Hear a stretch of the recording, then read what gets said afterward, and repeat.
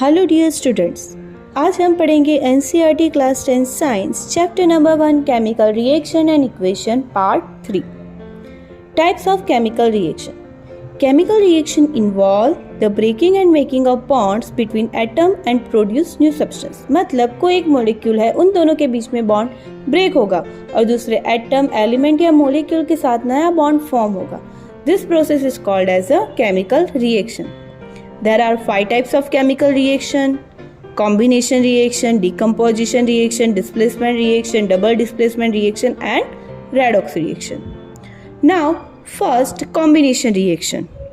When 2 or more substances combine to form a single product is called as a combination reaction. मतलब दो छोटे छोटे molecule आपस में जुड़ेंगे और एक बड़ा मॉलिक्यूल बना देंगे, उसे बोलते हैं combination reaction. Example: carbon and oxygen form carbon dioxide, hydrogen and oxygen to form water, calcium oxide and water form the calcium hydroxide and heat. Now, decomposition reaction. In decomposition reaction, single reactant break down to give simpler product. मतलब कि बड़े molecule छोटे छोटे molecule के अंदर divide हो जाएंगे, उसे क्या बोलेंगे? Decomposition reaction. Example: FeSO4 ferrous sulfate to form ferric oxide, sulfur dioxide and sulfur trioxide. Same as it is calcium carbonate to form calcium oxide and carbon dioxide. Decomposition reaction is the exactly opposite of the combination reaction. तो क्या why? तो कि decomposition reaction में बड़े molecule से छोटे छोटे molecule बनते हैं, जबकि combination reaction में छोटे छोटे मॉलिक्यूल से बड़ा मॉलिक्यूल बनता है. That's why. Now, decomposition reaction are 3 types: thermal decomposition, electrolysis decomposition and photochemical decomposition. Thermal decomposition reaction में heat required है. Like example, lead nitrate में को हीट करेंगे तो वो lead oxide, nitrogen dioxide and oxide oxygen के अंदर convert होगा. Electrolysis decomposition में electric current required है. Photochemical decomposition reaction में sunlight required है. Example, silver chloride की सनलाइट के प्रेजेंस में रिएक्शन करेंगे तो सिल्वर एंड क्लोरीन बनेगा. वैसे ही सिल्वर ब्रोमाइड की in presence of sunlight silver and bromine are evolved. Third is displacement reaction. High reactive element replace the position of lower reactive element is known as a displacement reaction.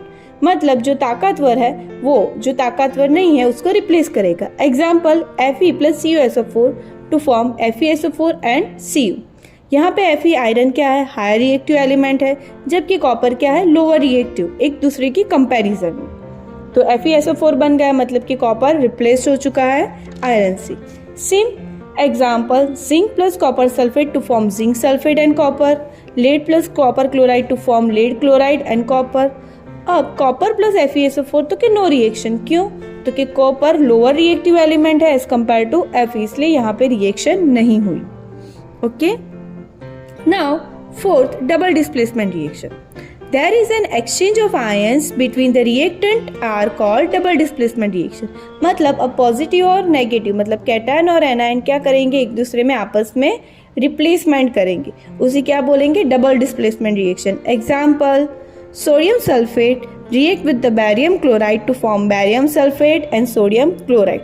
यहाँ पे देखो, sodium की reaction barium chloride के chlorine के साथ होकर NaCl बना दिया और सोडियम सल्फेट का सल्फेट बैरियम क्लोराइड के बैरियम के साथ जुड़ के बैरियम सल्फेट बना दिया. मतलब कि जो रिएक्टेंट है उसमें पॉजिटिव नेगेटिव आपस में क्या हो चुके हैं? Interchange. That's why it is called as a double displacement reaction. अब ऑक्सीडेशन एंड रिडक्शन.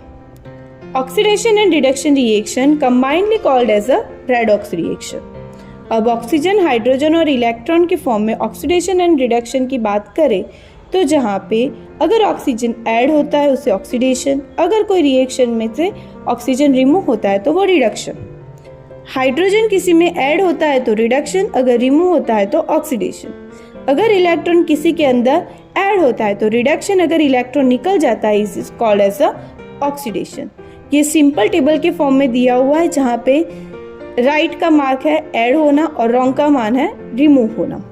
एग्जाम्पल देखते हैं. कॉपर ऑक्साइड की हाइड्रोजन के साथ रिएक्शन करेंगे तब कॉपर एंड वाटर मिलेगा.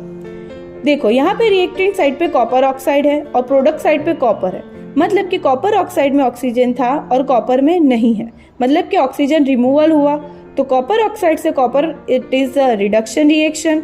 और यहाँ पे जो हाइड्रोजन रिएक्टेंट साइड पे था वाटर मॉलिक्यूल बन रहा है, मतलब कि पहले ऑक्सीजन नहीं था, बाद में ऑक्सीजन है, that's why it is called as a oxidation reaction. Same as it is zinc oxide plus carbon to form zinc plus CO। Zinc oxide में से जिंक बना मतलब कि रिडक्शन रिएक्शन, कार्बन में से कार्बन मोनोऑक्साइड बना मतलब oxidation reaction. Third reaction manganese oxide react with the HCl to form manganese dichloride, water and chlorine. Manganese oxide से मैंगनीज क्लोराइड बना मतलब कि ऑक्सीजन निकला, that is called reduction. Hydrogen chloride से वाटर मिला मतलब कि ऑक्सीजन ऐड हुआ, that is called as a oxidation reaction. I hope you understand it. और बीच बीच में हमें exotherm, endotherm, then precipitate reaction ऐसी डेफिनेशन आई थी हमारी टेक्स्ट बुक में। तो एक्सोथर्मिक रिएक्शन किसे कहते हैं?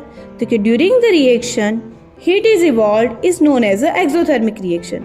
एग्जाम्पल, ग्लूकोज ऑक्सीजन के साथ कंबसन रिएक्शन करके carbon dioxide, water and energy release करेगा। उस टाइम पे अगर एनर्जी रिलीज हो रही है that is called as a exothermic reaction. Now endothermic reaction, during the reaction heat is absorbed is called as a endothermic reaction. मतलब कि environment की हीट क्या हो जाना, ऐड होके, मतलब हमारा रिएक्शन चैम्बर ठंडा होना। मतलब सिल्वर क्लोराइड की रिएक्शन से अगर सिल्वर और क्लोरीन बन रहा है उस टाइम पे एंडोथर्मिक रिएक्शन होगी। Now precipitation reaction, during the reaction insoluble substance produce this insoluble substance is called as the precipitation reaction। like sodium sulphate की बैरियम क्लोराइड के साथ रिएक्शन करके बैरियम सल्फेट और सोडियम क्लोराइड मिल रहा है। इस रिएक्शन के दौरान हमें बैरियम सल्फेट के व्हाइट प्रेसिपिटेट नीचे मिलेंगे। वो प्रेसिपिटेट मतलब कि जो सॉलिड फॉर्म हो रहा है उसे प्रेसिपिटेट कहते हैं और during this reaction is called as a precipitisation reaction. अब have you observe the effect of oxidation reaction in everyday life? तो क्या of course in terms of corrosion and rancidity। तो corrosion किसे कहते हैं?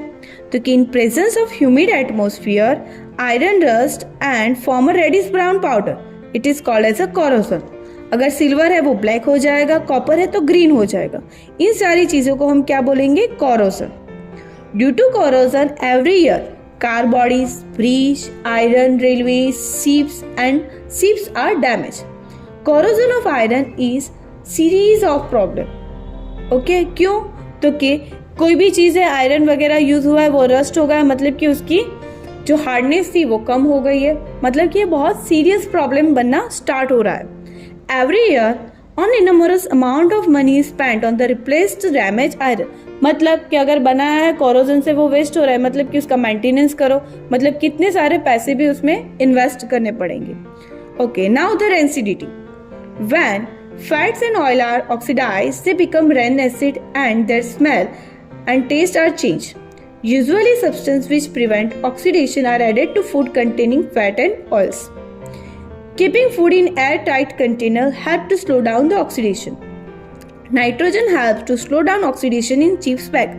मतलब हम जो पैकेट्स वगैरह खा रहे हैं उसमें जो हवा भरी होती है वो क्या आता है? नाइट्रोजन होता है। क्यों हो रहा है? तो कि वो खाना जो अंदर पैक्ड है वो बिगड़ ना जाए, उसका ऑक्सीडेशन ना हो जाए, वो बिगड़ ना जाए, दैट्स व्हाई। अब कोरोजन और रेंसिडिटी याद कैसे रखेंगे? अगर बायोटिक कंपोनेंट का कोरोजन ऑक्सीडेशन हो रहा है उसे रेंसिडिटी कहेंगे। अगर अबायोटिक कंपोनेंट है और उसका ऑक्सीडेशन हो रहा है तो उसको इन शॉर्ट में कोरोजन कहेंगे। आई hope you understand well. Keep watching this series. मिलते हैं उसके नेक्स्ट पार्ट में। Thank you. बट यहाँ पे ये चैप्टर कंप्लीट हो रहा है, तब अगर हम मिलेंगे इस चैप्टर के लिए तो उसके क्वेश्चन आंसर सॉल्व करेंगे। Keep watching it. Thank you.